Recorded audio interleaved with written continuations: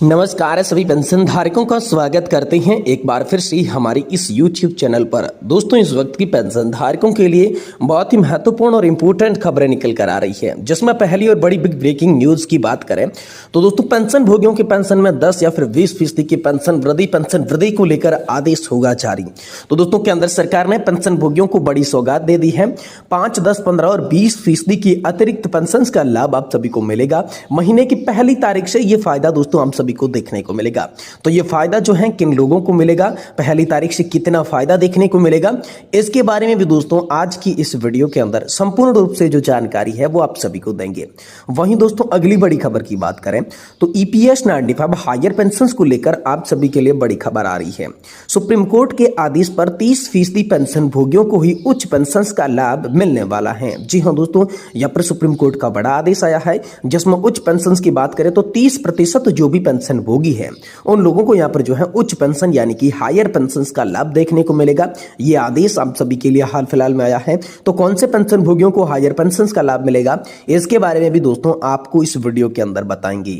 वहीं दोस्तों यहां पर आप सभी के लिए बड़ी खबर निकल कर आ रही है। पेंशन भोगी कर रहे हैं डिमांड, अंतिम वेतन पर नहीं बल्कि पेंशन के कुल योगदान पर तय हो ईपीएस 95 पेंशन। जी हां दोस्तों, अंतिम बेसिक सैलरी लिमिट के आधार पर नहीं बल्कि जो भी ईपीएस के अंदर कुछ पूरा वेतन है उसके यहां पर जो औसत वेतन निकल कर आता है उनके ऊपर दोस्तों पेंशन धारकों की जो है वो पेंशन तय होनी चाहिए। इससे सभी पेंशन धारकों के साथ न्याय होने वाला है। सभी पेंशन धारकों को मिलती जुलती पेंशन मिलेगी और यहां पर पेंशन का लाभ भी उन्हें थोड़ा बहुत बढ़कर देखने को मिलेगा। ये बड़ी खबर दोस्तों हाल फिलहाल में आप सभी के लिए सामने आ रही है। तो दोस्तों तीनों खबरों की विस्तार से चर्चा इस वीडियो के अंदर करेंगे, बताएंगे पेंशन धारकों को क्या क्या लाभ कब से और कैसे देखने को मिलेंगे। लेकिन आपसे निवेदन रहेगा कि दोस्तों वीडियो को आप लास्ट तक देखिएगा। दोस्तों चैनल को सब्सक्राइब करना छोड़ दीजिए, वीडियो को लाइक करना छोड़ दीजिए, लेकिन एंड तक आप वीडियो जरूर देखिए, जिससे कि आपको मैं पूरी जानकारी इस वीडियो के अंदर पेंशन धारकों से जुड़ी सही सटीक और तथ्यों पर आधारित दे सकूं। तो चलिए यहां पर सबसे पहले बड़ी खबर की ओर चलते हैं। ईपीएस 95 पेंशन भोगियों के साथ साथ जो सरकारी कर्मचारी और राज्य कर्मचारी पेंशन भोगी है उनके लिए बड़ी खबर निकल कर आ रही है। केंद्र सरकार ने पेंशन भोगियों को यहां पर सौगात दे दी है। 5-10% अतिरिक्त पेंशन का लाभ देखने को मिलेगा। महीने की पहली तारीख से आपको लाभ मिलेगा। तो पेंशन वृद्धि का आदेश आप सभी के लिए जारी हो चुका है। तो चलिए पूरी जानकारी को जानते हैं। देखिए, केंद्र सरकार ने पेंशन भोगियों को अतिरिक्त पेंशन देने का फैसला कर दिया है। महंगाई भत्ते में 3% की बढ़ोतरी के बाद पेंशन भोगियों के लिए एक और महत्वपूर्ण लाभ है।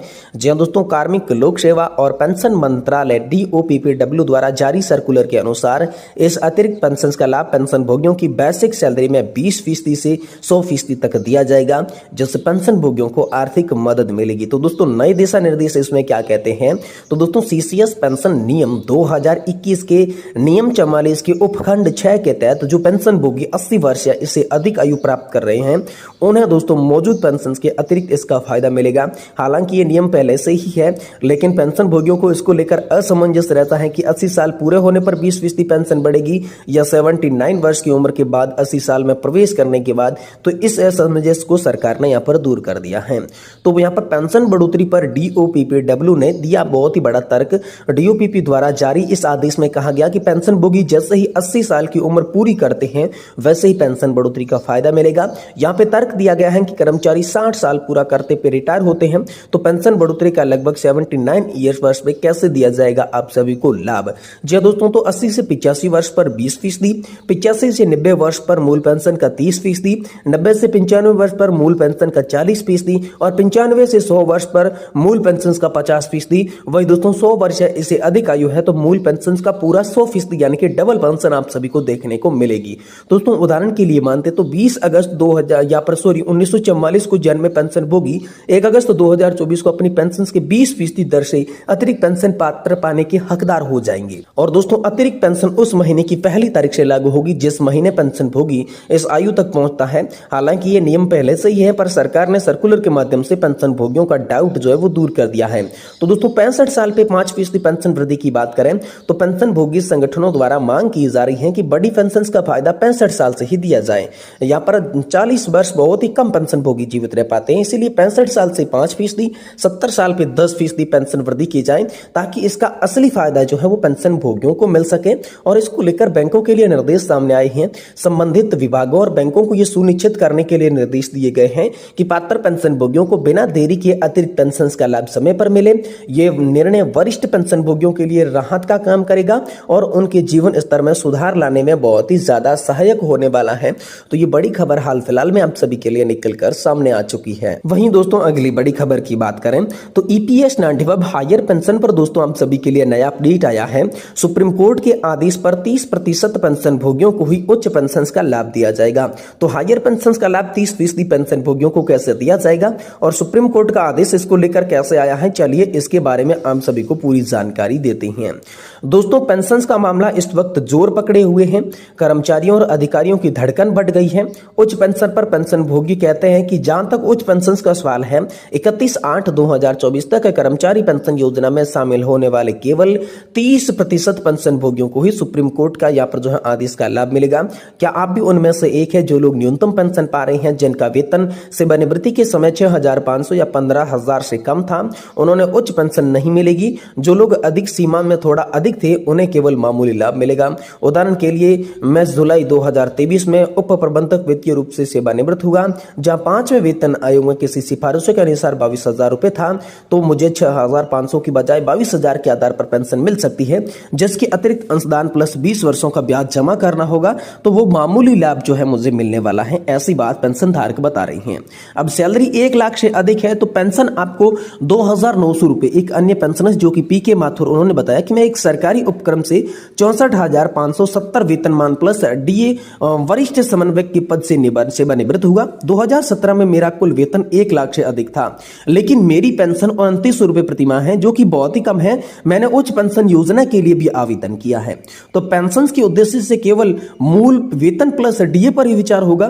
तो इसमें दोस्तों रामकृष्ण पिल्लई जी ने जानकारी दी है कि पेंशन के उद्देश्य से मूल वेतन प्लस डीए पर विचार किया जाए, क्योंकि आप 31/8/2024 से पहले कर्मचारी पेंशन योजना में शामिल हुए और सेवानिवृत्त हुए, इसलिए सुप्रीम कोर्ट और ईपीएफओ द्वारा निर्धारित समय सीमा के भीतर नए विकल्प के हकदार होंगे। आशा है कि आपने सभी औपचारिकताएं पूरी कर ली होगी, फिर आपको उच्च पेंशन मिलना तय होगी। बशर्ते आपको नियोक्ता से भी अपनी आवश्यकता के अनुसार काम किया हो, तो कर्मचारी भविष्य निधि संगठन से डिमांड नोटिस प्राप्त होने पर पैसा जमा किया जाना चाहिए। अब 2900 पेंशन 15,000 रुपए के पेंशन योग्य वेतन पर आधारित है। ये पेंशन कर्मचारी योजना के योगदान पर आधारित है। कृपया इसके अलावा कुछ भी नोट न करें। आपको और अपने नियोक्ता और ईपीएफओ के साथ आगे बढ़ना चाहिए। ये दोस्तों पेंशन भोगी जो है वो आपस में तर्क जो है पेंशन को लेकर दे रहे हैं, क्योंकि यहाँ पर उच्च पेंशन का जो फायदा है वो बहुत ही कम पेंशन धारकों को मिल रहा है, इसलिए ये तर्क दोस्तों सामने आ रही है। वहीं दोस्तों पेंशन भोगी कर रही है डिमांड की अंतिम वेतन पर नहीं, बल्कि पेंशन फंड के कुल योगदान पर तय होनी चाहिए ईपीएस 95 पेंशन। कर्मचारी पेंशन योजना 1995 के तहत उच्च और न्यूनतम पेंशन को लेकर गंभीर आरोप लगाए जा रहे हैं। खासकर 11 पैरा 3 को लेकर पेंशनर्स असंतोष व्यक्त हो चुके हैं। पेंशनर्स का मानना है कि इस प्रावधान के तहत पेंशन की गणना पेंशन फंड में किए गए योगदान के अनुपात में होनी चाहिए, न कि अंतिम पेंशन योग्य वेतन के आधार पर। एक पेंशनर्स ने इसे भेदभावपूर्ण बताते हुए कहा कि हालांकि इसमें प्रावधान में लाभ होगा, फिर भी इसे सुधारने की आवश्यकता है। न्यूनतम पेंशन के मुद्दे पर बहस जारी है।